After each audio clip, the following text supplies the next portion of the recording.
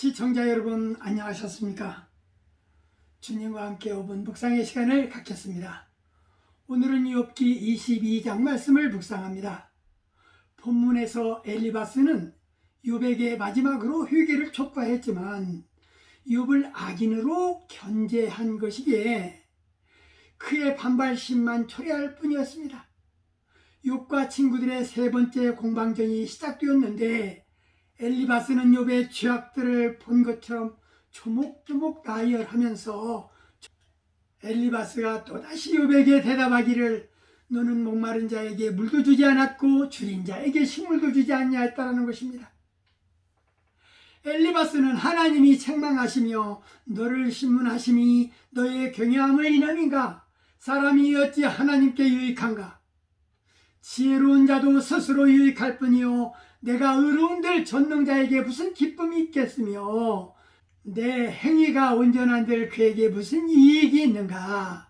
채무자가 자신의 겉옷을 담보물로 채권자에게 줄 경우 채권자는 채무자가 추위에 떨지 않도록 그 옷을 밤이 되면 돌려줘야 한다고 출애굽기 22장 26절에 말씀하고 있습니다.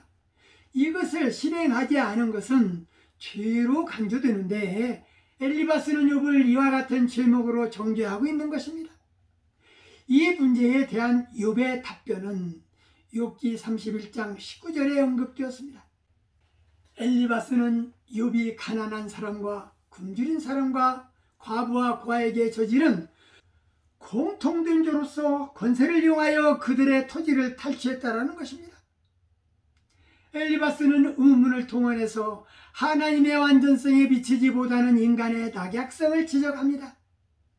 여기서 그는 죄악들을 구체적으로 나열하면서 욥도 죄를 범했다고 정죄하고 있는 것입니다. 그러면서 엘리바스는 욥에게 계속 회개를 촉구하고 있습니다. 본문 22절에 너는 하나님과 화목하고 평안하라. 하나님과 화목해야만이 인간은 삶 속에서 평안을 누릴 수 있습니다. 그러나 화목의 창시자여 집행자는 하나님인 것입니다. 화목은 인간 쪽에서 이루시는 것이 아니라 하나님에 의해서 성취된다는 사실입니다.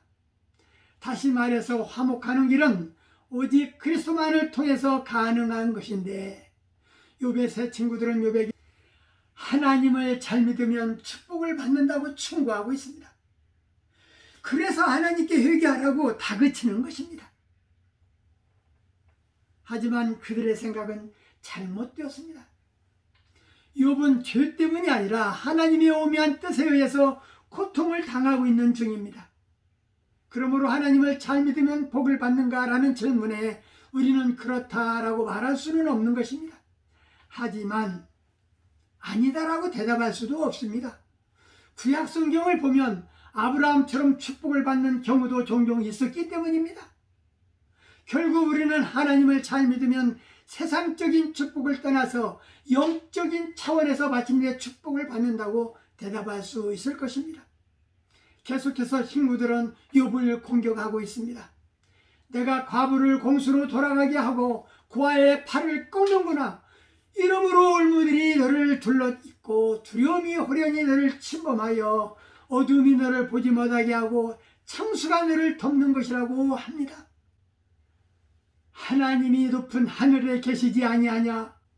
별의 높음이 얼마나 높은가? 그러나 내 말은 하나님이 무엇을 하시며 그 감중에 어찌 심판하실 수 있으랴? 이렇게 생각하는 것이 잘못된 것이라고 지적하면서 빽빽한 구름이 그를 가리운즉 그가 보지 못하시고 너는 하나님과 화목하고 평안하라. 그리하면 복이 내게 임하리라. 창컨대 너는 내 입에서 교훈을 받고 그 말씀을 내 마음에 두라. 너는 그에게 기도하라. 그는 들으실 것이며 너의 소원한 것을 내가 갚으리라. 무죄한 자가 아니라도 건지시리니 내 손이 깨끗함을 인하여 그런 자가 건지심을 입으리라. 엘리바스는 욥에게 마지막으로 회개를 촉구했지만 그의 충고는 욥을 악인으로 전제한 것이기 때문에 반발심만 초래할 뿐이었습니다. 하나님과 화목할 때 가정이 평화롭고 하나님의 규율하심이 따르며 선한 길로 가는 자입니다. 날마다 우리 성도들은 하나님과 화목해야 된다는 사실입니다.